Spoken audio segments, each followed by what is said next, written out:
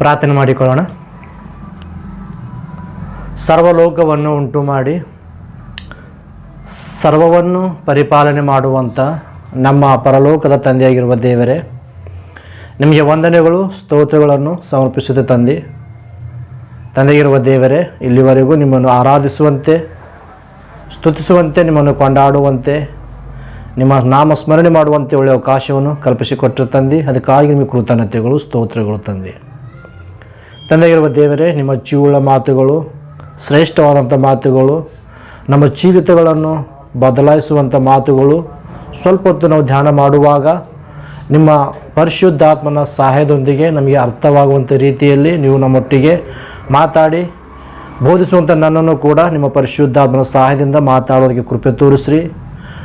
ಆಡುವಂಥ ಪ್ರತಿಯೊಂದು ಮಾತುಗಳು ನನ್ನದಾಗಿರದೆ ನಿಮ್ಮ ಮಾತುಗಳು ನಿಮ್ಮ ಮಕ್ಕಳಿಗೆ ತಿಳಿಸ್ತಂತಂದೆ ಕೇಳುವಂಥ ಪ್ರತಿಯೊಬ್ಬರು ಶ್ರದ್ಧೆಯಿಂದ ಕೇಳಿ ನಿಮ್ಮ ಮಾತುಗಳನ್ನು ಆಲೋಚನೆ ಮಾಡಿ ತಮ್ಮ ಜೀವಿತಗಳನ್ನು ತಮ್ಮ ಬದುಕುಗಳನ್ನು ಸರಿಪಡಿಸ್ಕೊಂಡು ನೀವಿರುವಂಥ ಮಹಾ ಪರಲೋಕವನ್ನು ಪಡೆದುಕೊಳ್ಳಬೇಕಂಥೇಳಿ ಈ ಚಿಕ್ಕ ಪ್ರಾರ್ಥನೆ ಮನವಿ ನಿಮ್ಮ ಪಾದದಲ್ಲಿ ಇಡುತ್ತಾ, ಈ ಪ್ರಾರ್ಥನೆ ನಿಮ್ಮ ಮಗನು ನಮ್ಮ ರಕ್ಷಕನೂ ಆಗಿರುವ ಯೇಸುವಿನ ಅತಿ ಶ್ರೇಷ್ಠವಾದ ನಾಮದಲ್ಲಿ ಪ್ರಾರ್ಥಿಸಿ ಬೇಡುತ್ತೇನೆ, ನನ್ನ ಪರಲೋಕದ ತಂದೆ, ಆಮೇನ್.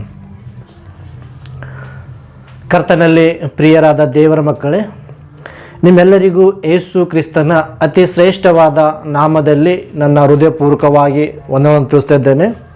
ಸಭೆಯಾಗಿ ಕೂತಿರ್ತಕ್ಕಂಥ ನಿಮ್ಮೆಲ್ಲರಿಗೂ ಮತ್ತೊಂದು ಸಾರಿ ನಾನು ಹೃದಯಪೂರ್ವಕ ವಂದನೆ ತಿಳಿಸುತ್ತಾ, ಈ ದಿನ ದೇವರ ಒಂದು ಮಹಾ ಕೃಪೆಯಿಂದ ತಂದೆಯಾದ ದೇವರು ನನ್ನನ್ನು ನಿಮ್ಮನ್ನು ಪ್ರೀತಿಸಿ ಈ ರೀತಿ ನಾವೆಲ್ಲರೂ ಸಭೆಯಾಗಿ ಕೂತುಕೊಂಡು ಈ ಭಾನುವಾರ ದಿನದಂದು ದೇವರನ್ನು ಆರಾಧಿಸುವಂಥ ಒಂದು ಒಳ್ಳೆಯ ಅವಕಾಶವನ್ನು ದೇವರು ನಮಗೆ ಕಲ್ಪಿಸಿಕೊಟ್ಟಿದ್ದಕ್ಕಾಗಿ ದೇವರಿಗೆ ನಾನು ಸ್ತುತಿಸುತ್ತಾ ಮೇಪಡಿಸುತ್ತಾ ಈ ದಿನ ಒಂದು ಸಬ್ಜೆಕ್ಟು ನಿಮ್ಮೊಟ್ಟಿಗೆ ನಾನು ಮಾತಾಡೋಕ್ಕೆ ಸಿದ್ಧನಾಗಿದ್ದೇನೆ ಪ್ರಿಯರೇ. ಏನಂದರೆ, ನನ್ನನ್ನು ಆತನೆಂದು ನಂಬದೆ ಹೋದರೆ ನಿಮ್ಮ ಪಾಪಗಳಲ್ಲೇ ಸಾಯುವಿರಿ ಎಂಬ ಸಬ್ಜೆಕ್ಟು ನಿಮ್ಮೊಟ್ಟಿಗೆ ಮಾತಾಡ್ತಿದ್ದೇನೆ.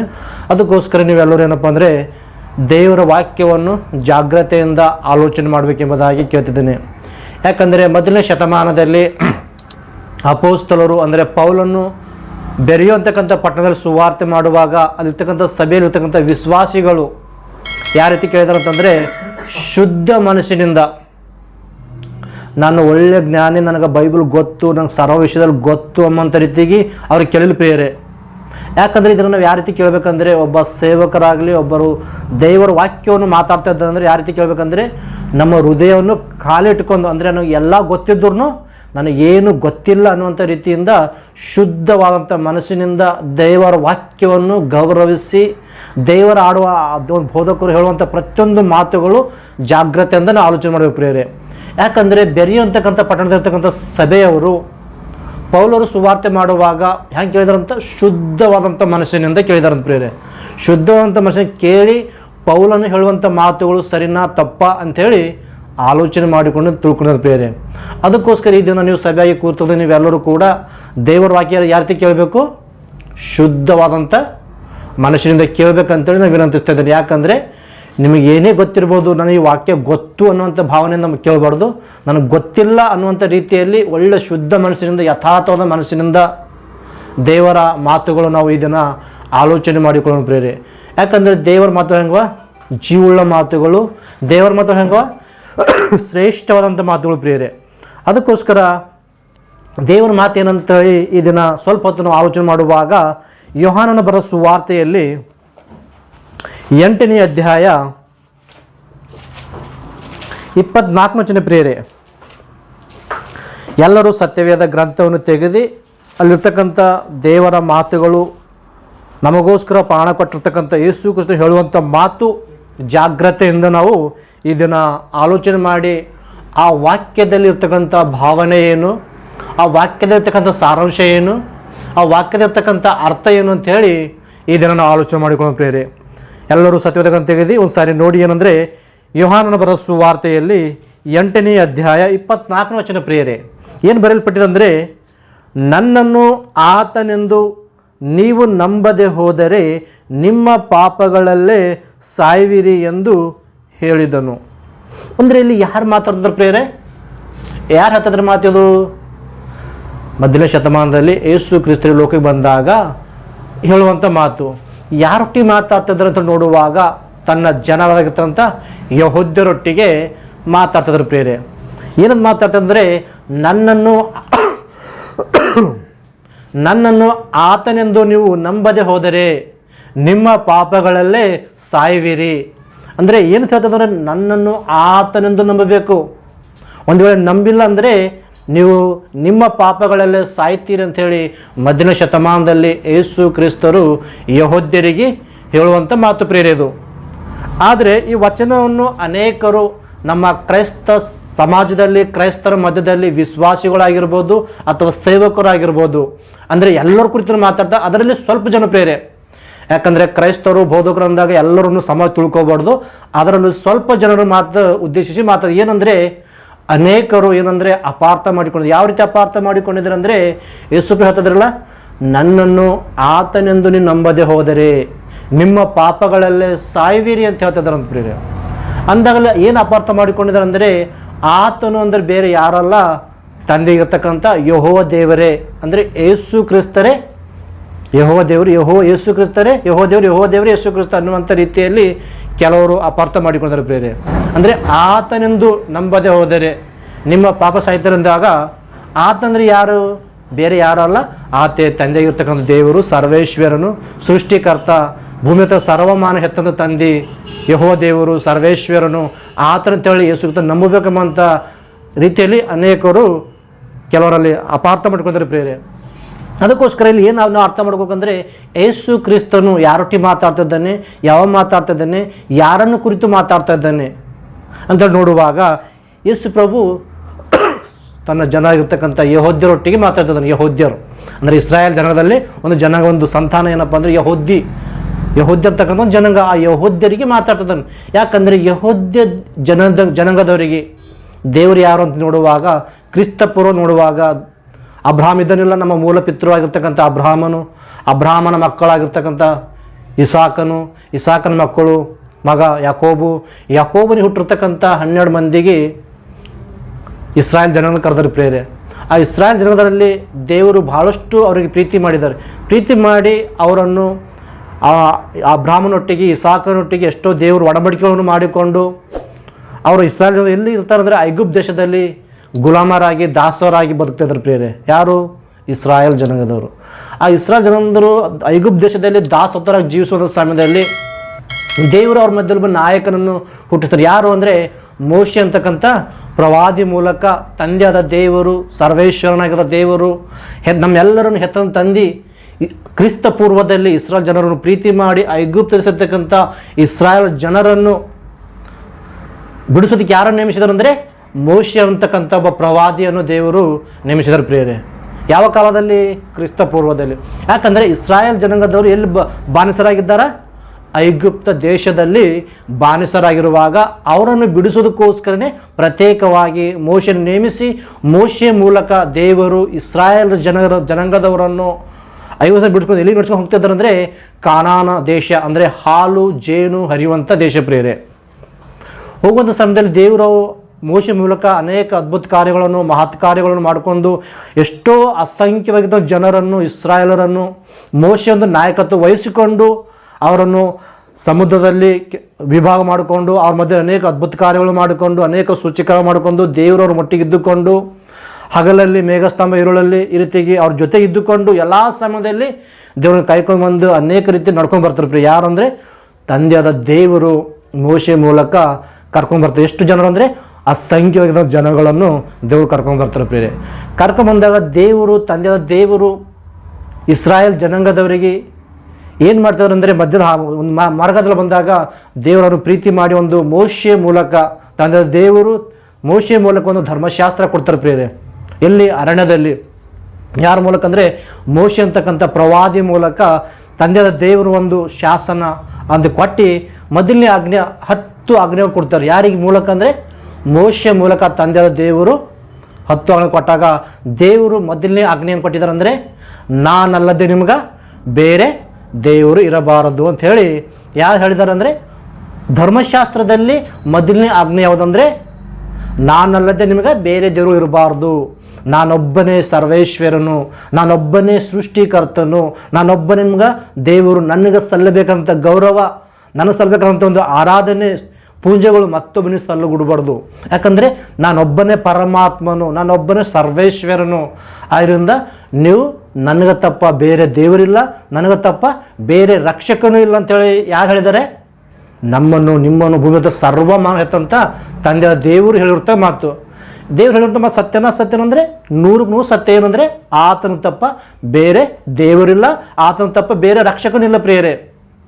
ಇನ್ನೊಂದು ಸಮಯದಲ್ಲಿ ಈಗ ಇಸ್ರಾಯೇಲ್ ಜನಾಂಗದವರು ಯಾರನ್ನು ನಂಬಿಕೊಂಡ್ರೆ ನಮಗೆ ಸರ್ವೇಶ್ವರನಾಗಿದ್ದ ದೇವರು ಒಬ್ಬರೇ, ನಮ್ಮನ್ನು ಹೆತ್ತಂತ ತಂದೆ ಒಬ್ಬರೇ ಯೆಹೋವ, ಆತನ ತಪ್ಪನ್ನು ಬೇರೆ ದೇವರು ಇಲ್ಲ ಅಂಥೇಳಿ ಒಳ್ಳೆ ಭಕ್ತಿಯಿಂದ ನೀತಿ ಮಾರ್ಗದಲ್ಲಿ ದೇವರು ಹೇಳಿದ ಪ್ರಕಾರ ನಡೀತಾ ಇದ್ದಾರೆ ಮೋಶನ ಜೊತೆ. ಯಾಕಂದರೆ ಮೋಶನಿಗೆ ಮಧ್ಯಸ್ಥನಾಗಿದ್ದುಕೊಂಡು ಅನೇಕ ಮಾತುಗಳು, ಎಚ್ಚರಿಕೆ ಮಾತುಗಳು, ಜ್ಞಾನದ ಮಾತುಗಳು ಇಸ್ರಾಯೇಲ್ ಜನರಿಗೆ ಬೋಧಿಸ್ತಾ ಇದ್ದಾರೆ ಪ್ರಿಯರೇ. ಬೋಧಿಸುವ ಸಮಯದಲ್ಲಿ ಆ ಮೋಶೆ ಮೂಲಕನೇ ತಂದೆಯಾದ ದೇವರು ಅಂದರೆ ಇಸ್ರಾಯೇಲ್ ಜನಾಂಗದವರು ಯಾರನ್ನು ನಂಬಿದ್ದಾರೆ ಅಂದರೆ ಸರ್ವೇಶ್ವರನಾದ ಸೃಷ್ಟಿಕರ್ತಂಥ ದೇವರನ್ನು, ಯೆಹೋವನು, ಈತನ ದೇವರು ಅಂತ ಹೇಳಿ ತಿಳ್ಕೊಂಡು ಆತನ ಭಯಭಕ್ತರು ಜೀವಿಸ್ತಾ ಇದ್ದಾರೆ. ಆ ಯೆಹೋವ ದೇವರೇ ಅವರನ್ನು ಪ್ರೀತಿ ಮಾಡ್ತಕ್ಕಂಥ ಇಸ್ರಾಯೇಲ್ ಜನಾಂಗದವರಿಗೆ ಪ್ರೀತಿ ಮಾಡಿ ಇದ್ದಾರಲ್ಲ ಯೆಹೋವ ದೇವರು ಅಂತಕ್ಕಂಥವ್ರು, ಈ ತಂದೆನೇ, ಆ ಸೃಷ್ಟಿಕರ್ತನೇ ಒಂದು ಆಜ್ಞೆ ಕೊಡ್ತಿದ್ರು ಪ್ರೇರೆ. ಯಾರ ಮೂಲಕ ಅಂದರೆ ಮೋಶೆ ಮೂಲಕ. ಯಾಕಂದರೆ ಧರ್ಮಶಾಸ್ತ್ರ ಅಂತಕ್ಕಂಥದ್ದು ಅನೇಕ ಮಾತುಗಳು ಯಾರನ್ನು ಕೊಟ್ಟಂದರೆ ಮೋಶೆ ಮೂಲಕ ತಂದೆ ದೇವರು ಕೊಟ್ಟಿದ್ದಾರೆ. ಆದರೆ ಮೋಶೆ ಮೂಲಕ ತಂದೆಯಾದ ದೇವರೊಂದು ಇನ್ನೊಂದು ಆಜ್ಞೆಯನ್ನು ಕೊಡ್ತಂದರೆ, ನೀನು ಯಾವ ರೀತಿ ಇಸ್ರಾಯೇಲ್ ಜನರಲ್ಲಿ ಒಂದು ಮಧ್ಯಸ್ಥನಾಗಿದ್ದು ಅಂದರೆ ದೇವರಿಗೆ ಇಸ್ರಾಯೇಲ್ ಪ್ರಜೆಗಳಿಗೆ ನೀನು ಮಧ್ಯಸ್ಥನಾಗಿದ್ದು ಯಾವ ರೀತಿ ನಡ್ಸ್ಕೊಂಡು ಮಾಡ್ತಿದ್ದಲೋ, ನೀ ಯಾವ ರೀತಿ ಅವ್ರಿಗೆ ಪ್ರವಾದಿ ಆಗಿದ್ದಲೋ, ನಿನ್ನಂಥ ಪ್ರವಾದಿ ಏನ್ರಿ, ನಿನ್ನಂಥ ಪ್ರವಾದಿಯನ್ನು ಅವ್ರ ಮಧ್ಯದಲ್ಲಿ ನಾನು ಏರ್ಪಡಿಸ್ಕೊಡ್ತೇನೆ ಅಂತ ದೇವ್ರು ಹೇಳ್ತಾರೆ. ಯಾರ ಮೂಲಕ ಅಂದರೆ ಇಸ್ರಾಯೇಲ್ ಜನಾಂಗದ ಯಾರಿಗೆ ನಂಬಿದ್ದಾರೆ? ಈಗ ಸರ್ವೇಶ್ವರನಾಗಿರ್ತಕ್ಕಂಥ ಸೃಷ್ಟಿಕರ್ತಕ್ಕಂಥ ಯೆಹೋವ ದೇವರನ್ನೇ ನಂಬಿಕೊಂಡಿದ್ದಾರೆ. ಆತನನ್ನು ವಿಶ್ವಾಸಿಸಿಕೊಂಡು ಭಯಭಕ್ತಿಯಿಂದ ನಡೀತಾ ಇದ್ದಾರೆ ಯಾರು? ಇಸ್ರಾಯೇಲ್ ಜನಾಂಗದವರು. ಆ ಭಯಭಕ್ತಿ ಇಟ್ಟುಕೊಂಡು ನಡೀತಕ್ಕಂಥ ಇಸ್ರಾಯೇಲ್ ಜನರಿಗೆ ಅವ್ರು ನಂಬಿರ್ತಕ್ಕಂಥ ದೇವರೊಂದು ಮಾತು ಹೇಳಿದ್ದಾರೆ. ಏನು ಮಾತು ಹೇಳಿದ್ದಾರೆ ಅಂದರೆ, ನಿಮ್ಮ ಮಧ್ಯದಲ್ಲಿ ಮೋಶೆ ಯಾವ ರೀತಿ ಪ್ರವಾದಿ ಆಗಿದ್ದನಲ್ಲ ಅವನಂಥ ಪ್ರವಾದಿ ನಿಮ್ಮ ಮಧ್ಯದಲ್ಲಿ ಏರ್ಪಡಿಸುತ್ತೆ ಅಂತೇಳಿ ಯಾವತ್ತಂದರೆ ಸಾಕ್ಷಾತ್ತು ಸೃಷ್ಟಿಕರ್ತನಾಗಿರ್ತಕ್ಕಂಥ ದೇವರು ಹೇಳುವಂಥ ಮಾತು ಪ್ರಿಯರೇ. ನೋಡಿ ಒಂದು ಸಾರಿ ಎಲ್ಲಿರುತ್ತೆ ಮಾತು ಅಂದರೆ ಧರ್ಮೋಪದೇಶ ಕಾಂಡ 18ನೇ ಅಧ್ಯಾಯ ಚೆನ್ನಾಗಿ ಆಲೋಚನೆ ಮಾಡಬೇಕು. ಅಂದರೆ ಅಲ್ಲಿ ಯೇಸು ಪ್ರಭು ಹೇಳಿರ್ತಕ್ಕಂಥ ಮಾತು ನಮಗೆ ಅರ್ಥ ಆಗಬೇಕಂದ್ರೆ ಇವೆಲ್ಲ ನಮಗೆ ಗೊತ್ತಾಗಬೇಕು ಪ್ರಿಯರೇ. ಅಲ್ಲಿ ಒಂದು ವಚನದಲ್ಲಿ ನಾವು ಕೂತುಕೊಂಡ್ರೆ ದೇವರ ಮಾತು ನಮಗೆ ಅರ್ಥ ಆಗೋದಿಲ್ಲ ಪ್ರಿಯರೇ. ಅದಕ್ಕೋಸ್ಕರ ಏನು ಅಂದರೆ ಈ ಹಿಂದ್ಗಡೆ ಹೇಳಿರ್ತಕ್ಕಂಥ ಮಾತನ್ನು ಕೂಡ ನಾವು ಆಲೋಚನೆ ಮಾಡುವಾಗ ಅಲ್ಲಿ ಯೇಸು ಪ್ರಭು ಯಾವ ವಿಷಯದಲ್ಲಿ ಹೇಳಿದ್ದಾರೆ ಅಂತಕ್ಕಂಥ ಮಾತು ಇದನ್ನು ನಮಗೆ ಅರ್ಥ ಆಗಲಿಕ್ಕೆ ಸಾಧ್ಯ ಪ್ರಿಯರೇ. ಯಾಕಂದರೆ ವಾಕ್ಯವನ್ನು ನಾವು ಪರಿಶೋಧನೆ ಮಾಡಿ ನೋಡುವಾಗ ಧರ್ಮೋಪದೇಶ ಕಾಂಡ 18ನೇ ಅಧ್ಯಾಯ 15ನೇ ವಚನ ಪ್ರಿಯರೇ, ಏನು ಬರೆಯಲ್ಪಟ್ಟಿದೆ ನೋಡಿ ಒಂದು ಸಾರಿ. ನಿಮ್ಮ ದೇವರಾದ ಓದಿ ಪ್ರಿಯರೇ, ನಿಮ್ಮ ದೇವರಾದ ಯೆಹೋವನು ನಿಮ್ಮ ಸಹೋದರರಲ್ಲಿ ನನ್ನಂಥ ಪ್ರವಾದಿಯನ್ನು ನಿಮಗೆ ಏರ್ಪಡಿಸುವನು. ಯಾರು ಏರ್ಪಡಿಸ್ತಾರಂತ? ಇಸ್ರಾಯೇಲ್ ಜನಾಂಗದವರು ಯಾರನ್ನು ವಿಶ್ವಾಸಿಸಿದ್ದಾರ, ಯಾರನ್ನು ನಂಬಿಕೊಂಡಿದ್ದಾರೆ ಅಂದರೆ ತಂದೆಯಾದ ದೇವರು ಯೆಹೋವ ದೇವರು ತಪ್ಪ ನಮಗೆ ಬೇರೆ ದೇವರಿಲ್ಲ. ನಮ್ಮ ಅಂದರೆ ಹೇಳ್ತಂದ್ರೆ ಏನು ಹೇಳ್ತಂದ್ರೆ ಅಂದರೆ ದೇವ್ರು ಏನು ಹೇಳ್ತಂದ್ರೆ ಮೋಶೆ ಏನು ಹೇಳ್ತಂದ್ರೆ ಇಸ್ರಾಯೇಲ್ ಜನ ಅಂದರೆ ನಿಮ್ಮ ದೇವರಾದ ಯಾರ ದೇವರು? ಇಸ್ರಾಯೇಲ್ ಜನರಿಗೆ ಮಾತ್ರ ದೇವರು ಯೆಹೋವನು. ಆ ಯೆಹೋವನು ಅಂದರೆ ಸರ್ವೇಶ್ವರನ ಸೃಷ್ಟಿಕರ್ತನು ಹೇಳುವಂಥ ಮಾತೇನೆಂದರೆ ನಿಮ್ಮ ದೇವರಾದ ಯೆಹೋವನು ಏನ್ರಿ, ನಿಮ್ಮ ದೇವರಾದ ಯೆಹೋವನು ನಿಮ್ಮ ಸಹೋದರರಲ್ಲಿ ನನ್ನಂಥ ಪ್ರವಾದಿಯನ್ನು ಏರ್ಪಡಿಸ್ತಾನೆ ಅಂತ ಹೇಳ್ತಾ ಇದ್ದಾರೆ. ಯಾರು ಹೇಳ್ತಾ ಇದ್ದಾರೆ? ತಂದೆಯಾದ ದೇವರು ಆಲೋಚನೆ ಮಾಡ್ತಿದ್ರು ಪ್ರೇರೆ.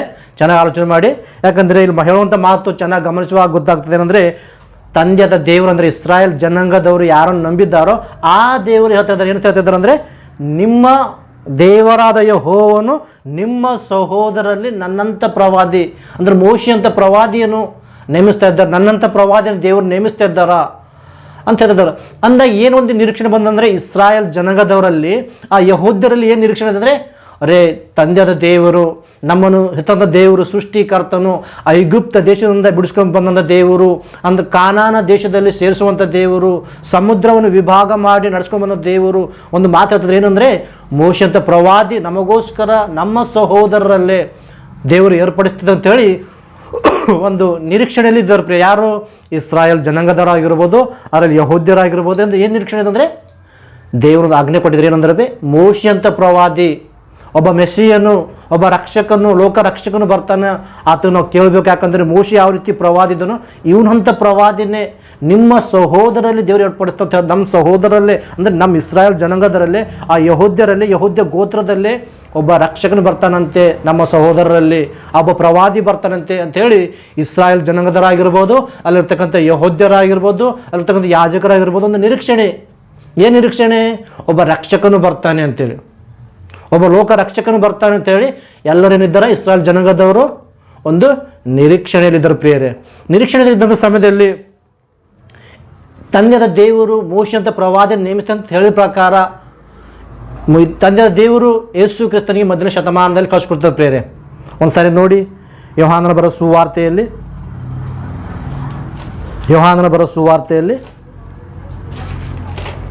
ಮೊದಲನೇ ಅಧ್ಯಾಯ, ಯೋಹಾನ ಬರೋ ಸುವಾರ್ತೆ ಮೊದಲನೇ ಅಧ್ಯಾಯದಲ್ಲಿ 11ನೇ ವಚನ ಪ್ರಿಯರೇ. ಆತನು ತನ್ನ ಸ್ವಾಸ್ಥ್ಯಕ್ಕೆ ಬಂದನು, ಆದರೆ ಸ್ವಂತ ಜನರು ಆತನನ್ನು ಅಂಗೀಕರಿಸಲಿಲ್ಲ.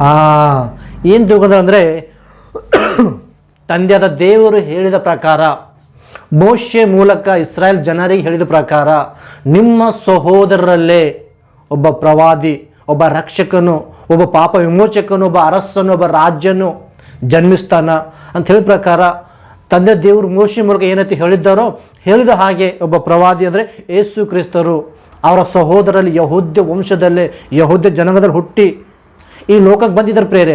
ಆದರೆ ಸ್ವಂತ ಜನರಾರ್ತಕ್ಕಂಥ ಯಹೂದ್ಯರೇ ಕ್ರಿಸ್ತನನ್ನು ಅಂಗೀಕರಿಸಿಲ್ಲ ಅಂತ. ಅಂದರೆ ಸ್ವಂತ ಜನಾಂಗದವರೇ ಯೇಸು ಕ್ರಿಸ್ತನಿಗೆ ಅಂಗೀಕರಿಸಿಲ್ಲ. ಯಾಕೆ ಅಂಗೀಕರಿಸಿಲ್ಲ ಅಂದರೆ ಈತನೊಬ್ಬ ಸಾಮಾನ್ಯವಾಗಿರ್ತಕ್ಕಂಥ ವ್ಯಕ್ತಿ. ದೇವರು ಹೇಳಿದ್ದಾರೆ ಒಬ್ಬ ಪ್ರವಾದಿ ಅಂತ ಹೇಳಿದ್ದಾರೆ. ಆ ಪ್ರವಾದಿ ಯಾವ ರೀತಿ ಬರ್ತಾನೋ ನಮ್ಗೆ ಗೊತ್ತಿಲ್ಲ. ಯೇಸು ಪ್ರಭು ಒಬ್ಬ ಸಾಮಾನ್ಯದ ವ್ಯಕ್ತಿ. ಈತನೊಬ್ಬ ಬಡಗಿ ಕೆಲಸ ಮಾಡಿಕೊಂಡು ಜೀವನ ಮಾಡುವಂಥ ಬಡ ಮನುಷ್ಯನ ಕುಟುಂಬದಲ್ಲಿ ಜನಿಸಿರ್ತಕ್ಕಂಥ ಯೇಸು ಕ್ರಿಸ್ತನು ಈತನ ಯಾವ ರೀತಿ ಮೆಸ್ಸಿಯನಾಗ್ತಾನ, ಈತನ ಯಾವ ರೀತಿ ಲೋಕ ರಕ್ಷಕನಾಗ್ತಾನ ಅಂತೇಳಿ ಅವರು ಆತನನ್ನು ನಂಬಿಲ್ಲ ಪ್ರಿಯರೇ. ಯಾರನ್ನು? ಇಸ್ರಾಯೇಲ್ ಜನಾಂಗದವರು, ಯಹೂದ್ಯರು ಕ್ರಿಸ್ತನ ನಂಬಿಲ್ಲ. ಅದಕ್ಕೆ ಯೇಸು ಪ್ರಿಯ ಹೇಳ್ತದಂದರೆ, ನನ್ನನ್ನು ನೀವು ಆತನಿಂದ ನಂಬದೆ ಹೋದರೆ ನಿಮ್ಮ ಪಾಪಗಳಲ್ಲೇ ಸಾಯುವಿರಿ ಅಂತ ಹೇಳ್ತದ ಪ್ರಭು.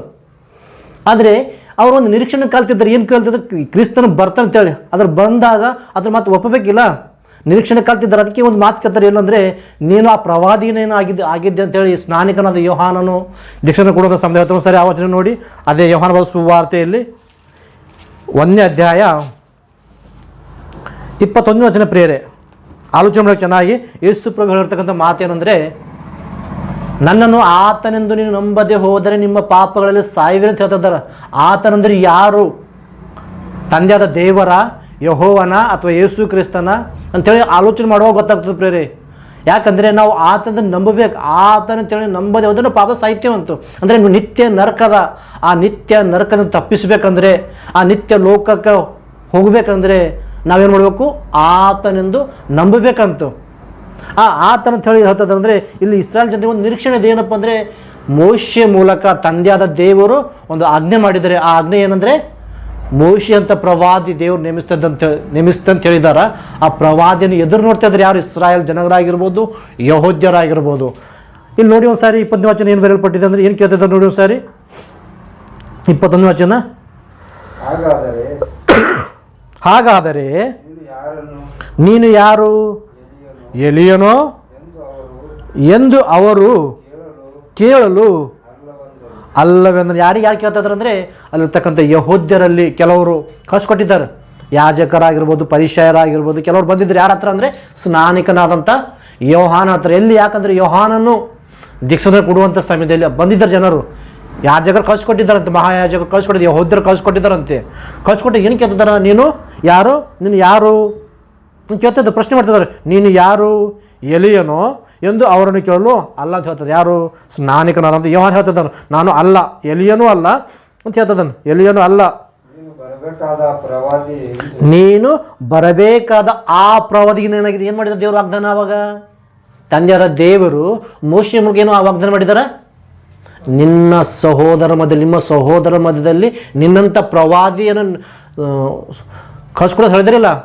ಹೇಳಿದ ಪ್ರಕಾರ ಒಂದು ನಿರೀಕ್ಷಣೆ ಕಲ್ತಿದ್ದಾರೆ. ಯಾರು? ಯಹೂದ್ಯರಾಗಿರ್ಬೋದು, ಇಸ್ರಾಯೇಲ್ ಜನಾಂಗದವರಿಗೆ ಒಂದು ನಿರೀಕ್ಷಣೆ ಏನಪ್ಪ ಅಂದರೆ, ಒಬ್ಬ ಪ್ರವಾದಿ ಬರ್ತಾನೆ, ಒಬ್ಬ ರಕ್ಷಕನು ಬರ್ತಾನೆ, ಒಬ್ಬ ಕ್ರಿಸ್ತನು ಬರ್ತಾನೆ, ಒಬ್ಬ ಅಭಿಷಕ್ತನು ಬರ್ತಾನೆ. ಆತ ಬಂದಂದ್ರಾಗ ನಮ್ಮನ್ನು ಪಾಪದಿಂದ ಬಿಡಿಸ್ತಾನೆ, ನಿತ್ಯ ಲೋಕಕ್ಕೆ ಸೇರಿಸ್ತಾನೆ ಅನ್ನುವಂಥ ಒಂದು ನಂಬಿಕೆಯಲ್ಲಿ ಯಾರಿದ್ದಾರೆ? ಯಹೂದ್ಯರಿದ್ದರು ಪ್ರೇರೆ. ಆ ಯಹೂದ್ಯರಿದ್ದಾಗ ಆ ಯಹೂದ್ಯರಲ್ಲಿ ಕೆಲವರು ಬಂದಿದ್ದಾರೆ ಅಂತ ಯಹೂದ್ಯರು ಕಳ್ಸ್ಕೊಟ್ಟಿದ್ದಾರೆ. ಅವ್ರ ಹತ್ರ ಬಂದು ಮಾತಾಡೋದು ಏನೋ ಮಾತಾಡಿದ್ರೆ, ನೀನು ಎಲಿಯನೋ ಇಲ್ಲಾಂದರೆ ಆ ಪ್ರವಾದಿನೋ. ಯಾಕೆ ಆ ಪ್ರವಾದಿ ಮೋಶೆ ಹೇಳಿದನು, ಆಗ ಆ ಪ್ರವಾದಿನ ಏನಾರ ಇದ್ದೇನು? ಅರ್ಥ ಮಾತು ಅರ್ಥ ಪ್ರೇರೆ. ಅಂದರೆ ಏನು ಕೇಳ್ತದ್ರೆ ಅಂದರೆ, ಆ ಪ್ರವಾದಿನ ಏನಾರ ಆಗಿದ್ದೇನು? ಯಾಕಂದರೆ ತಂದೆಯಾದ ದೇವರು ನಿಮ್ಮ ಸಹೋದರರಲ್ಲಿ ನನ್ನಂಥ ಪ್ರವಾದಿಯನ್ನು ಏರ್ಪಡಿಸ್ತಂತೇಳಿ ಮೋಶೆ ಮೂಲಕ ದೇವರು ಹೇಳಿದ್ದಾರೆ. ಆ ಪ್ರವಾದಿ ನೀನು ಆಗಿದ್ದೇನು? ಎಲಿಯನ ಏನಾರಾಗಿದ್ದೇನು? ನೀನು ಯಾರು? ಇಲ್ಲಾಂದ್ರೆ ಆ ಬರಬೇಕಾದಂಥ ಆ ಪ್ರವಾದಿನೋ ಅಂಥೇಳಿ ಕೇಳ್ತಿದ್ರು ಪ್ರೇರೆ. ಯಾರು? ಯಹೂದ್ಯರಿಗೆ ಕೇಳ್ತಿದ್ರು ಪ್ರೇರೆ, ಯಹೂದ್ಯರಿಗೆ ಕೇಳ್ತಿದ್ದಾರಂತ. ಎಲ್ಲಿ ಬ್ಯಾಗ್ ನೋಡಿ, ಯೆಹೋವನ ಕೊಟ್ಟ 19ನೇ ವಚನ, ಯೋಹಾನನು ಕೊಟ್ಟ ಸಾಕ್ಷಿ ಏನೆಂದರೆ, ಯಹೂದ್ಯರು ಯೆರೂಸಲೇಮಿನಿಂದ ಯಾಜಕರನ್ನು ಲೇವಿಯರನ್ನು ಅವನ ಬಳಿ ಕಳಿಸಿದ್ರು. ಯಾರು ಕಳಿಸಿದಂತ? ಯಹೂದ್ಯರು ಯಾಜಕರನ್ನು ಲೇವಿಯರನ್ನು ಯಾರ ಹತ್ರ ಕಳಿಸ್ಕೊಟ್ಟಿದ್ರ? ಸ್ನಾನ ಮಾಡಿಸುವಂಥ ಯೋಹಾನ ಹತ್ರ ಕಳಿಸ್ಕೊಟ್ಟಿದ್ರಂತ ಬೇರೆ. ಯಾಕಂದರೆ ನೀನು ಬರಬೇಕಾದಂಥ ಕ್ರಿಸ್ತನೋ ಇಲ್ಲಂದ್ರೆ ಎಲಿಯನೋ ಇಲ್ಲಂದ್ರೆ ಬರಬೇಕಂತ ಆ ಪ್ರವಾದಿನೋ. ಯಾವ ಪ್ರವಾದಿ? ಮೋಶೆ ಹೇಳಿದಾನಿಲ್ಲ, ಆ ಪ್ರವಾದಿನ ಆಗಿದ್ದೇನೋ ಅಂತೇಳಿ ಅಲ್ಲಿ ಪ್ರಶ್ನೆ ಮಾಡುವಾಗ ಸ್ನಾನಿಕನಾಗಿರ್ತಕ್ಕಂಥ ಯೋಹಾನ ಏನು ಹೇಳ್ತದಂದರೆ, ಆ ಪ್ರವಾದಿ ನಾನಲ್ಲ, ಆತನು ನಾನಲ್ಲ ಅಂತ ಹೇಳ್ತದೆ. ಯಾರು ಸ್ನಾನಿಕ? ಯೋಹಾನ್. ಬರಬೇಕಾದ ಕೇವಲ ಅವನು ಅಲ್ಲ, ನೀನು ಬರಬೇಕಾದ ಆ ಪ್ರವಾದಿಯೋ ಅಂದನು. ಅದಕ್ಕೆ ಅವರು ಅಲ್ಲವೆಂದನು. ಆಗ ಅವರು, ನೀನು ಯಾರು? ನಮ್ಮನ್ನು ಕಳಿಸಿದವರಿಗೆ ನಾವು ಉತ್ತರ ಹೇಳಬೇಕಲ್ಲ ಅಂತ ಹೇಳ್ತದನು. ಅಂದರೆ ಇಲ್ಲಿ ಅರ್ಥ ಆಗ್ತಾ ಇಲ್ಲ ಅವ್ರಿಗೆ. ಏನಂದರೆ ಬರಬೇಕಂತ ರಕ್ಷಕನು ಈತನ ಏನು ಅನ್ನೋ ಅಂತ ಡೌಟ್ನಾರ. ಯಾಕಂದ್ರೆ ನಿರೀಕ್ಷಣೆ ಕಲ್ತಾರೆ. ಯಾರು ಅಂದರೆ ಯಹೂದ್ಯರು ನಿರೀಕ್ಷಣೆ ಅಂದರೆ ಕ್ರಿಸ್ತನು ಬರ್ತಾನೆ, ಒಬ್ಬ ಪ್ರವಾದಿ ಬರ್ತಾನೆ ಅನ್ನೋಂಥ ಆಲೋಚನೆ ಇದ್ದಾಗ ಸ್ನಾನಿಕನ ಯೋಹಾನ ದೀಕ್ಷೆನ ಕೊಡುವಂಥ ಸಮಯದಲ್ಲಿ ಕೇಳ್ತದ್ರೆ ಏನು ಪ್ರಶ್ನೆ ಕೇಳ್ತದಂದರೆ, ಈತನು ಏನು ಆ ಪ್ರವಾದಿನೇ ಇರ್ಬೋದು ಅಂಥೇಳಿ ಆಲೋಚನೆ ಮಾಡ್ತಿದ್ದಾರೆ ಪ್ರೇರೆ. ಇನ್ನೊಂದು ವಚನ ನೋಡಿ, ಲೂಕನ ಸುವಾರ್ತೆಯಲ್ಲಿ, ಲೂಕನ ಸುವಾರ್ತೆ 3ನೇ ಅಧ್ಯಾಯ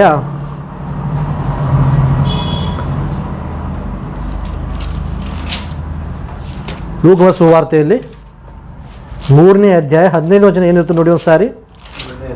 3ನೇ ಅಧ್ಯಾಯ 15ನೇ ವಚನ ಪ್ರಿಯರೇ, ಏನು ಬರಪಡಿ ಅಂದರೆ, ಹೀಗಿರುವಲ್ಲಿ ಇಸ್ರಾಯೇಲ್ ಜನರು ಬರಬೇಕಾದ ಕ್ರಿಸ್ತನು ಎದುರು ನೋಡುವವರಾಗಿದ್ದರಿಂದ ಅವರೆಲ್ಲರೂ ಯೋಹಾನನ ವಿಷಯವಾಗಿ ಇವನೇ ಆ ಕ್ರಿಸ್ತನಾಗಿರಬಹುದೋ ಏನು ಎಂದು ತಮ್ಮ ತಮ್ಮ ಮನಸ್ಸಿನಲ್ಲಿ ವಿಚಾರ ಮಾಡಿಕೊಳ್ಳುತ್ತಿರಲು. ಏನು ಮಾಡ್ತಿದ್ರು ಪ್ರೇರಲ್ಲಿ? ಇಸ್ರಾಯೇಲ್ ಜನಾಂಗದವ್ರು ಏನು ಮಾಡ್ತಿದ್ರು? ನಿರೀಕ್ಷಣದವ್ರಿಗೆ ಏನು ನಿರೀಕ್ಷಣೆ ಅದಪ್ಪ ಅಂದರೆ, ಮೋಶೆ ಮೂಲಕ ತಂದೆಯಾದ ದೇವರು ಅಂದ್ರೆ ಯಾರತ್ರ ನಂಬಿದ್ದೆವು, ತಂದೆಯಾದ ದೇವರು ನಂಬಿದ್ದೆವು, ಆ ದೇವರೇ ಮೋಶೆ ಮೂಲಕ ಒಂದು ಮಾತಾಡಿದ್ರೆ ಏನಂದರೆ, ಮೋಶೆ ಯಾವ ರೀತಿ ಮಧ್ಯದಲ್ಲಿ ಪ್ರವಾದಿಯಾಗಿದ್ದನೋ, ಮೋಶೆ ಹಾಗೆ ನಿಮ್ಮ ಸಹೋದರಲ್ಲಿ ಇನ್ನೊಬ್ಬ ಪ್ರವಾದಿಯನ್ನು ಏರ್ಪಡಿಸ್ತೆ, ಒಬ್ಬ ರಕ್ಷಕನನ್ನು, ಒಬ್ಬ ಕ್ರಿಸ್ತನನ್ನು ನೇಮಿಸ್ತೆ, ಕಳಿಸ್ಕೊಡುತ್ತೆ ಅಂದಾಗ ಅವರೆಲ್ಲರೂ ಕಾಯ್ತಾ ಇದ್ದಾರೆ. ಯಾರು? ಇಸ್ರಾಯೇಲ್ ಜನಾಂಗದವರಾಗಿರ್ಬೋದು, ಯಾಜಕರಾಗಿರ್ಬೋದು, ಯಹೂದ್ಯರಾಗಿರ್ಬೋದು. ಆದರೆ ಇಲ್ಲಿ ಪ್ರಶ್ನೆ ಕೇಳ್ತ ಸ್ನಾನಿಕ ಯೋಹಾನಿಗಂದರೆ, ನೀನು ಬರಬೇಕಾದ ಕ್ರಿಸ್ತನಾಗಿದ್ದೀಯೋ? ಇನ್ನು ಸರ್ ನೋಡಿ, ಹೀಗಿರುವಲ್ಲಿ ಇಸ್ರಾಯೇಲ್ ಜನರು ಬರಬೇಕಾದ ಕ್ರಿಸ್ತನು ಎದುರು ನೋಡುವವರಾಗಿದ್ದರಿಂದ ಅವರೆಲ್ಲರೂ ಯೋಹಾನನ ವಿಷಯವಾಗಿ ಇವನೇ ಆ ಕ್ರಿಸ್ತನಾಗಿರಬಹುದು ಅನ್ಕೋತಿದ್ದಾರೆ. ಸ್ನಾನಿಕನಾದಂಥ ಯೋಹಾನಿಗೆ ಆ ಕ್ರಿಸ್ತನಾಗಿದ್ರೆ ಇವನೇ ಇರ್ಬೋದು ಅನ್ನುವಂಥ ರೀತಿಯಲ್ಲಿ ಆಲೋಚನೆ ಇದ್ದಾರೆ ಪ್ರೇರೆ. ಯಾಕಂದರೆ ನಿರೀಕ್ಷಣೆ. ಹಾಗಾದರೆ ಯೇಸು ಕ್ರಿಸ್ತನ ಲೋಕಕ್ಕೆ ಬಂದಿದ್ದಾರೆ, ಈ ಯೇಸು ಪ್ರಭು ಈ ಲೋಕಕ್ಕೆ ಬಂದಿದ್ದಾರೆ. ಆದರೆ ಸ್ವಂತ ಜನರಾಗಿರ್ತಕ್ಕಂಥ ಯಹೂದ್ಯರೇ ಆತಗ ನಂಬುತ್ತಾ ಇಲ್ಲ. ಇನ್ನೊಂದು ವಚನ ನೋಡ್ಕೊಬರಿ ಅದೇ ರೀತಿಯಲ್ಲಿ, ಯೋಹಾನನ ಬರೆದ ಸುವಾರ್ತೆಯಲ್ಲಿ 4ನೇ ಅಧ್ಯಾಯ. ಚೆನ್ನಾಗಿ ಆಲೋಚನೆ ಮಾಡಬೇಕು. ಯಾಕಂದರೆ ಆ ವಚನ ಯೇಸು ಕ್ರಿಸ್ತನು ಹೇಳಿದ್ರಲ್ಲ ಯೋಹಾನನ ಬರೆದ ಸುವಾರ್ತೆಯಲ್ಲಿ, ಆ ವಚನ ನಮ್ಗೆ ಅರ್ಥ ಬೇಕಂದ್ರೆ ಇವೆಲ್ಲ ಗೊತ್ತಾಗಬೇಕು ಪ್ರೇರೆ. ಯೋಹಾನನ ಬರೆದ ಸುವಾರ್ತೆಯಲ್ಲಿ 4ನೇ ಅಧ್ಯಾಯ 19ನೇ ವಚನ ಪ್ರೇರೆ. 19ನೇ ವಚನ, ಆ ಹೆಂಗಸು ಆತನಿಗೆ, ಅಯ್ಯ ಪ್ರವಾದಿ ಎಂದು ನೀನು ಪ್ರವಾದಿ ಎಂದು ನನಗೆ ನನಗೆ ಕಾಣುತ್ತದೆ. ಯಾಕಂದರೆ ಇಸ್ರಾಯೇಲ್ ಜನಾಂಗದವರು ಒಂದು ನಿರೀಕ್ಷೆ ಇದ್ದಾರಲ್ಲ, ಅಲ್ಲಿ ಯೇಸು ಪ್ರಭು ಒಂದು ಸಮರ ಸ್ತ್ರೀಯ ಜೊತೆ ಮಾತಾಡುವಂಥ ಸಮಯದಲ್ಲಿ ಆತ ಸಮರ ಸ್ತ್ರೀಗೆ ಇರುವಂಥ ವಿಷಯಗಳನ್ನು ಹೇಳುವಂಥ ಸಮಯದಲ್ಲಿ ಆ ಸ್ತ್ರೀ ಕೇಳ್ತದೆ ಅಂದರೆ, ಅಯ್ಯ ನೀನು ಆ ಪ್ರವಾದಿನೇನರಾಗಿದ್ದೇನು? ಯಾಕಂದ್ರೆ ನಿರೀಕ್ಷಣೆ ಕಲ್ತಿದ್ದೇವೆ, ಒಂದು ಎದುರು ನೋಡ್ತಾ ಇದ್ದಿದ್ದೆವು, ಒಬ್ಬ ಪ್ರವಾದಿ ಬರ್ತಾನೆ, ಒಬ್ಬ ಮೆಸ್ಸಿಯನು ಬರ್ತಾನೆ, ಲೋಕ ರಕ್ಷಕನು ಬರ್ತಾನೆ, ಆತನ ಬಂದ ಮೇಲೆ ಸಮಸ್ತವನ್ನು ತಿಳಿಸ್ತಾನೆ, ಬೋಧಿಸ್ತಾನೆ ಎನ್ನುವಂಥ ನಿರೀಕ್ಷಣೆ ಇದ್ದಿದ್ದೆವು. ಆ ಪ್ರವಾದಿಯನ್ನು ನೀನೇ ಏನಾದರೂ ಆಗಿದ್ದೀಯೋ? ನೀನೇ ಇದ್ದಿದ್ದಾನ ಪ್ರವಾದಿ ಅಂತ ಯಾರು ಕೇಳ್ತದ ಪ್ರೇರೆ? ಯೇಸು ಕ್ರಿಸ್ತನಿಗೆ ಸಮಾರ್ಯದ ಸ್ತ್ರೀ ಕೇಳ್ತದ, ನೀನು ಆ ಪ್ರವಾದಿಯನ್ನು ಏನಾದರೂ ಆಗಿದ್ದೇನು? ನೀನು ಪ್ರವಾದಿ ಎಂದು ನನಗೆ ಕಾಣುತ್ತದೆ. ನೀನು ಪ್ರವಾದಿಯಾಗಿದ್ದೇನು? ಯಾಕಂದ್ರೆ ನಾವು ನಿರೀಕ್ಷಣೆ ಇದ್ದಿದ್ದೆವು, ಪ್ರವಾದಿ ಬರ್ತಾರೆ ಅಂತ ಒಂದು ನಿರೀಕ್ಷಣೆ ಇದ್ದ, ನೀನೇ ಏನಿದ್ದ ಕೇಳ್ತಿದ್ದಾಗ 25 ವಚನ ನೋಡಿ, ಯೇಸು ಪ್ರಭು ಹೇಳ್ತದ ನೋಡಿ, 25 ವಚನ.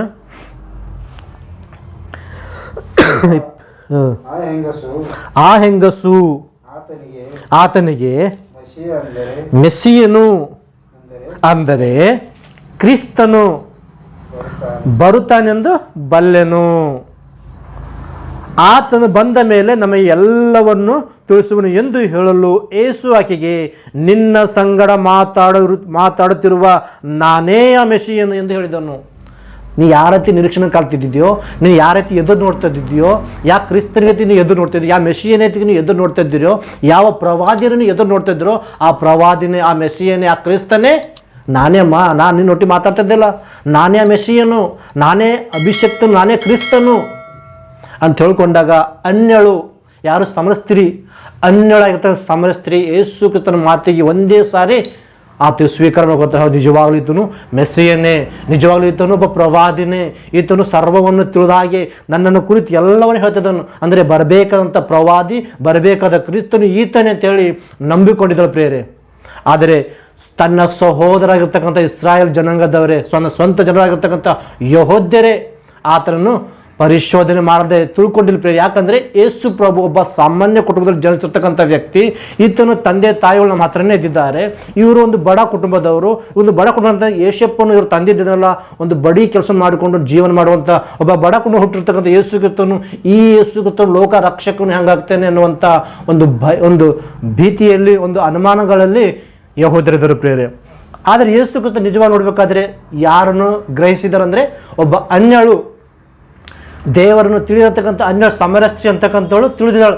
ನೀನು ಬರಬೇಕಾಗಿರ್ತಕ್ಕಂಥ ಒಬ್ಬ ಪ್ರವಾದಿನ ಅಂತ ಕಾಣಿಸ್ತಾ ಇದ್ದೆ ನಮಗೆ, ನೀನೇ ಮೆಸ್ಸಿಯನು ಅಂತ ತಿಳ್ಕೊಂಡಾಗ, ಹೌದು ನಿಜವಾಗ್ಲೂ ನಾನು ಮೆಸ್ಸಿಯನಾಗಿದ್ದೇನೆ ಅರ್ಥ ಮಾಡಿಕೊಂಡು ಅಂತೇಳಿ ಹೇಳಿದಾಗ ಅವಳ ಮುಖಾಂತರ ಅನೇಕರಿಗೆ ಸುವಾರ್ತೆ ಹೋಗ್ತದೆ ಪ್ರೇರೆ. ಆದರೆ ಸ್ವಂತ ಜನರಾಗಿರ್ತಕ್ಕಂಥವ್ರು, ತಮ್ಮ ಸಹೋದರಾಗಿರ್ತಕ್ಕಂಥ ಯಹೂದ್ಯರು ಕ್ರಿಸ್ತನನ್ನು ಅರ್ಥ ಮಾಡಿಕೊಂಡಿಲ್ಲ ಪ್ರೇರೆ. ಅದೇ ರೀತಿ ನೋಡುವಾಗ ಯೇಸುವಿನ ಶಿಷ್ಯರಲ್ಲಿ ಕೂಡ ಅನೇಕರ ಅರ್ಥ ಮಾಡ್ಕೊತಾರೆ ಪ್ರೇರೆ. ಒಂದ್ಸಾರಿ ನೋಡಿ, ನತಾನ್ ಅಂತಕ್ಕಂಥ ಒಬ್ಬ ಮನುಷ್ಯನು ಫಿಲಿಪ್ಪನಿಗೆ ಹೇಳುವಂಥ ಸಮಯದಲ್ಲಿ ಯೋಹಾನನ ಬರೋ ಸುವಾರ್ತೆಯಲ್ಲಿ 1ನೇ ಅಧ್ಯಾಯ 45ನೇ ವಚನ ಪ್ರೇರೆ ಏನು ಬರೆಯಲ್ಪಟ್ಟಿದ್ದು ನೋಡಿ ಒಂದ್ಸಾರಿ. 45 ಅಂದರೆ ಫಿಲಿಪ್ ಹೇಳ್ತದಾನೆ ಯಾರಿಗೆ? ನತಾಯಲ್ ಅಂತಕ್ಕಂಥ ಒಬ್ಬ ವ್ಯಕ್ತಿ ಹೇಳ್ತದಾನೆ. ಏನು ಹೇಳ್ತದೆ ನೋಡಿ ಒಂದ್ಸಾರಿ.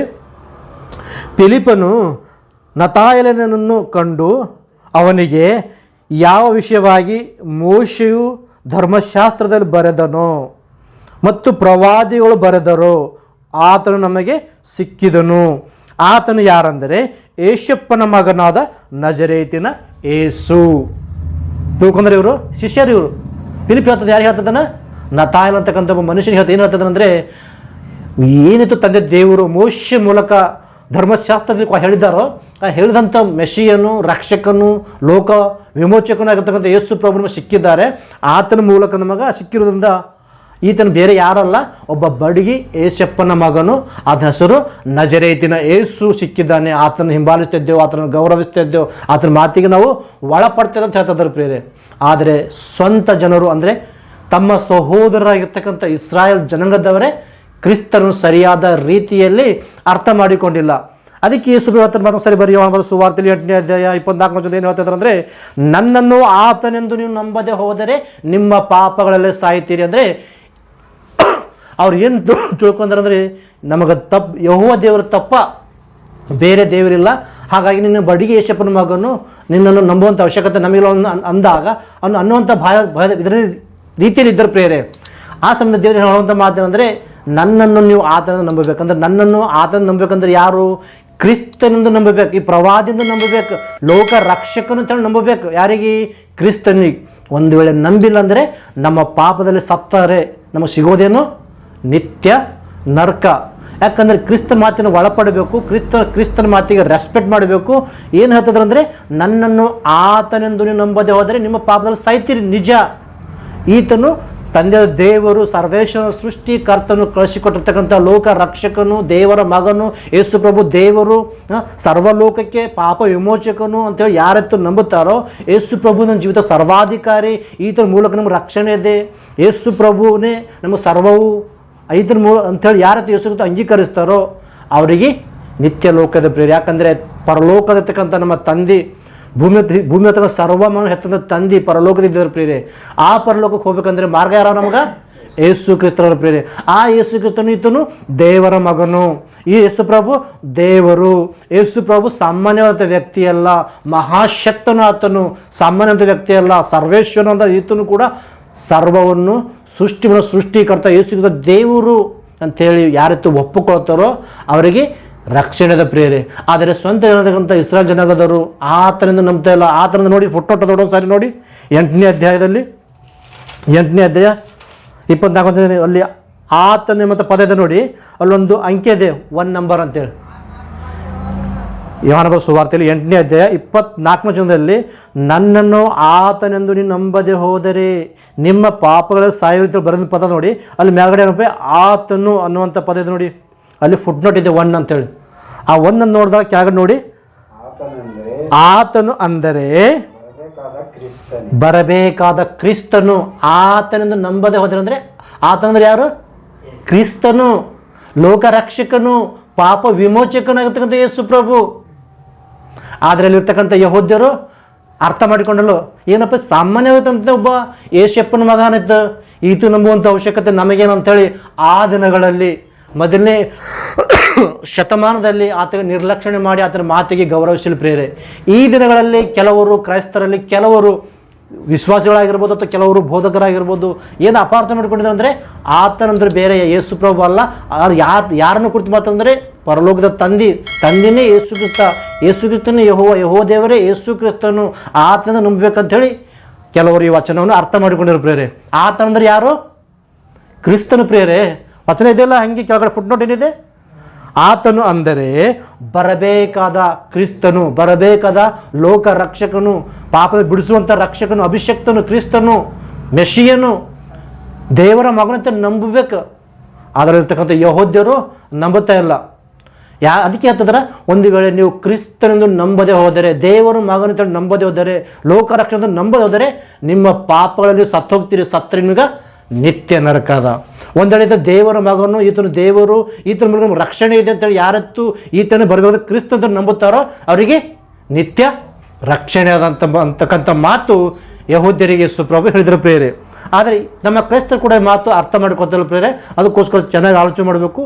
ಆತನಂದ್ರೆ ಬೇರೆ ಯಾರಲ್ಲ, ಕ್ರಿಸ್ತನೇ. ಅಂದರೆ ಬರಬೇಕಾಗಿದ್ದ ಕ್ರಿಸ್ತ ಅಂತೇಳಿ ಯಾರತ್ತ ಅರ್ಥ ಮಾಡಿಕೊಂಡು, ಯೇಸು ಕ್ರಿಸ್ತನು ದೇವರ ಮಗನು, ಯೇಸು ಕ್ರಿಸ್ತನು ದೇವರು, ಈತನು ನಮಗೋಸ್ಕರ ಬಂದಿದ್ದಾನೆ. ಪರಲೋಕಕ್ಕೆ ಹೋಗ್ಬೇಕಂದ್ರೆ ಯೇಸು ಕ್ರಿಸ್ತನೇ ಅಂದರೆ ತಂದೆ ಆದ ದೇವರ ಬಳಿಗೆ ನಾವು ಸೇರ್ಕೊಳ್ಬೇಕಂದ್ರೆ ಆ ಪರಲೋಕಕ್ಕೆ ಮಾರ್ಗನೇ ಯೇಸು ಕ್ರಿಸ್ತ ಅಂಥೇಳಿ ಯಾರತ್ತು ಅರ್ಥ ಮಾಡಿಕೊಂಡು ಕ್ರಿಸ್ತನ ಮಾತಿಗೆ ಒಳಪಟ್ಟು ಆ ವಾಕ್ಯಕ್ಕೆ ಗೌರವಿಸಿ, ವಾಕ್ಯಕ್ಕೆ ತಲೆಬಾಗಿ ಆ ವಾಕ್ಯಾನುಸಾರವಾಗಿ ತಮ್ಮ ಬದುಕುಗಳನ್ನು ತಮ್ಮ ಜೀವಿತ ಯಾರತ್ತು ಸರಿಪಡಿಸ್ಕೊತಾರೋ ಅವರಿಗೆ ಮಾತ್ರ ನಿತ್ಯ ಲೋಕ ಇದೆ. ಒಂದು ವೇಳೆ ಈ ಕ್ರಿಸ್ತನ ಮಾತಿಗೆ ಒಳಪಟ್ಟಿಲ್ಲ, ಕ್ರಿಸ್ತನ ಮಾತಿಗೆ ಬಿದ್ದಿಲ್ಲ ಅಂದರೆ ಅದೇ ಅವ್ರ ಪಾಪದ ಸತ್ತು ನಿತ್ಯ ನರಕಕ್ಕೆ ಹೋಗ್ತೇವೆ ಪ್ರೇರೆ. ಅದಕ್ಕೋಸ್ಕರ ನೀವು ಆಲೋಚನೆ ಮಾಡಬೇಕು. ನಾವು ಕ್ರಿಸ್ತನನ್ನು ಅಂದರೆ ಯೇಸು ದೇವರ ಮಗನು, ಲೋಕ ರಕ್ಷಕ ಅಂತೇಳಿ ಯಾರು ನಂಬುತ್ತೇವೋ ಬಿಡ್ತೇವೋ ಅದು ನಮ್ಮ ಇಷ್ಟ. ಅದಕ್ಕೆ ಆಲೋಚನೆ ಮಾಡ್ಕೊಳ್ಬೇಕು. ನೀವು ಅದೇ ಪಾಪದಲ್ಲಿ ಸಾಯ್ತು ಹೋಗ್ತಿರೋ ಅಥವಾ ನಿತ್ಯ ಲೋಕ ಪಡ್ಕೊಳ್ತಿರೋ, ಈ ದಿನ ನಿಮ್ಮನ್ನು ನೀವು ಆಲೋಚನೆ ಮಾಡ್ಕೊಂಡು ಸತ್ಯ ವಾಕ್ಯವನ್ನು ಮೊದಲು ಹಿಡ್ಕೊಂಡು ಕ್ರಿಸ್ತನ ಮಗ ನಡಿಬೇಕಂತೇಳಿ ಈ ಚಿಕ್ಕ ಸಂದೇಶವನ್ನು ಕೊಡ್ತಾ ಈ ಸಂದೇಶ ಇಲ್ಲಿಗೆ ಮುಕ್ತಾಯ ಮಾಡ್ತೇನೆ. ಪ್ರಾರ್ಥನೆ ಮಾಡಿಕೊಳ್ಳೋಣ. ಕಣ್ಣುಗಳನ್ನು ಮುಚ್ಚಿ. ಭೂಮಿ ಆಕಾಶಗಳನ್ನು ಸರ್ವಲೋಕವನ್ನು ಉಂಟು ಮಾಡಿ ಸರ್ವವನ್ನು ಪರಿಪಾಲನೆ ಮಾಡುವಂಥ ನಮ್ಮ ಪರಲೋಕದ ತಂದೆಯಾಗಿರುವ ದೇವರೇ, ನಿಮಗೆ ವಂದನೆಗಳು, ಸ್ತೋತ್ರಗಳು ತಂದೆಯಾಗಿರುವ ದೇವರೇ. ಸ್ವಲ್ಪ ಹೊತ್ತು ನಿಮ್ಮ ಮಾತುಗಳು, ಜೀವಳ ಮಾತುಗಳು, ಶ್ರೇಷ್ಠವಾದಂಥ ಮಾತುಗಳು ತಿಳಿಸಿದ ಪ್ರಭು. ಯಾಕಂದರೆ ಮೊದಲನೇ ಶತಮಾನದಲ್ಲಿ ಯೇಸು ಪ್ರಭು ಲೋಕಕ್ಕೆ ಬಂದಾಗ ಅಲ್ಲಿರ್ತಕ್ಕಂಥ ಯಹೂದ್ಯರು ಕ್ರಿಸ್ತನಂತೇಳಿ ನಂಬಿಲ್ಲ. ಈ ದಿನದಲ್ಲಿ ಕೂಡ ಕ್ರೈಸ್ತರಲ್ಲಿ ಕೆಲವರು ಆ ವಚನವನ್ನು ಅಪಾರ್ಥ ಮಾಡಿಕೊಂಡಿದ್ದಾರೆ. ಪ್ರತಿಯೊಬ್ಬರು ಆತನು ಅಂದರೆ ಕ್ರಿಸ್ತನ ತಿಳ್ಕೊಂಡು ಕ್ರಿಸ್ತನ ಮಾರ್ಗದಲ್ಲಿ ಕ್ರಿಸ್ತನನ್ನು ಗೌರವಿಸುವ ಹಾಗೆ, ಕ್ರಿಸ್ತನನ್ನು ಪ್ರೀತಿಸುವ ಹಾಗೆ, ಯೇಸು ಕ್ರಿಸ್ತನು ಸಾಮಾನ್ಯವಾದಂಥ ವ್ಯಕ್ತಿಯಲ್ಲ, ಮಹಾಶಕ್ತನು ಅಂತಂಥೇಳಿ, ಯೇಸು ಕ್ರಿಸ್ತನು ಇಲ್ಲದೆ ಒಂದಾದರೂ ಉಂಟಾಗಲಿ ಅಂತೇಳಿ ಪ್ರತಿಯೊಬ್ಬರು ಅರ್ಥ ಮಾಡಿಕೊಂಡು ಕ್ರಿಸ್ತನು ಹೇಳಿದ ಮಾತುಗಳನ್ನು ಗೌರವಿಸಿ ಕ್ರಿಸ್ತನ ಮಾರ್ಗದಲ್ಲಿ ನಡೆಯುವಂತೆ ನಮ್ಮೆಲ್ಲರನ್ನು ಸಹಾಯ ಮಾಡ್ತೀರಿ ಅಂಥೇಳಿ ಈ ಚಿಕ್ಕ ಪ್ರಾರ್ಥನೆ ಮನವಿ ನಿಮ್ಮ ಪಾದ ಇಡುತ್ತಾ, ಈ ಪ್ರಾರ್ಥನೆ ನಿಮ್ಮ ಮಗನು ನಮ್ಮ ರಕ್ಷಕನೂ ಆಗಿರುವ ಯೇಸುವಿನ ಅತಿ ಶ್ರೇಷ್ಠವಾದ ನಾಮದಲ್ಲಿ ಪ್ರಾರ್ಥಿಸಿ ಬಿಡುತ್ತೇನೆ, ನಮ್ಮ ಪರಲೋಕದ ತಂದೆ. ಆಮೇನ್. ನಿಮ್ಮೆಲ್ಲರಿಗೆ ನನ್ನ ವಂದನೆಗಳು ಪ್ರಿಯರೇ.